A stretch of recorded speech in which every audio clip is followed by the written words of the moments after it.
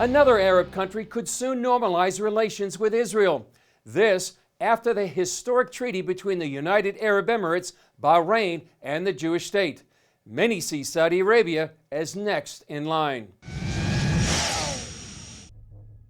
The positive signal is this landmark interview carried on the Arab news channel Al Arabiya. Saudi Arabia's former ambassador to the U.S., Prince Bandar bin Sultan, condemning Palestinian reaction to the treaty known as the Abraham Accords. I have heard shocking statements quoted from the Palestinian leadership. At first, I refused to believe what I heard. Then, a day or two later, I saw it with my own eyes on TV. Palestinian Authority President Mahmud Abbas accused the Gulf states of betraying his people, and chief negotiator Saeb Erekat called the treaty a poison stab in the back. Their transgression against the Gulf states' leadership with this reprehensible discourse is unacceptable. Prince Bandar then listed the Palestinian betrayals of Saudi Arabia and Gulf states, specifically Yasser Arafat's support of Iraq's Saddam Hussein after he attacked Kuwait in the 1991 Gulf War.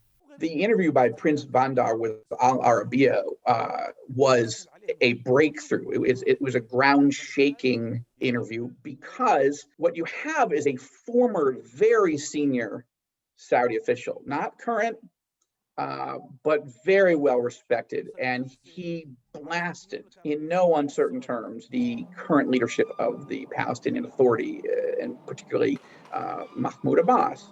UAE political analyst Dr. Najat Al-Said says it also shows Saudi Arabia's frustration with Palestinian leaders. What I'm sure about, what has been applied for the past years will never be applied now, because basically it failed, and they show, and the reward of the Palestinian Authority was an attack and was siding with their enemies.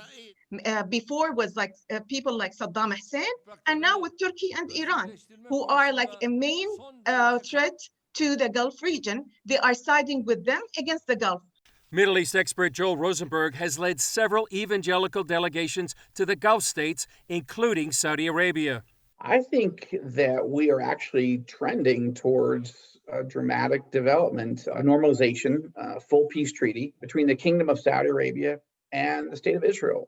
I know that for many that seems premature and it seems even far-fetched. I think that is absolutely going to happen. I think it's a matter of time. Al-Said says as leader of the Muslim world and home to Mecca, Saudi Arabia has unique circumstances. It's not only a matter of a country and its people like UAE and Bahrain. It's more than that because of its weight in the region, whether from the Arab perspective and the Muslim perspective. Saudi Arabia provided a key sign when it gave the green light for Israeli aircraft to fly through its airspace.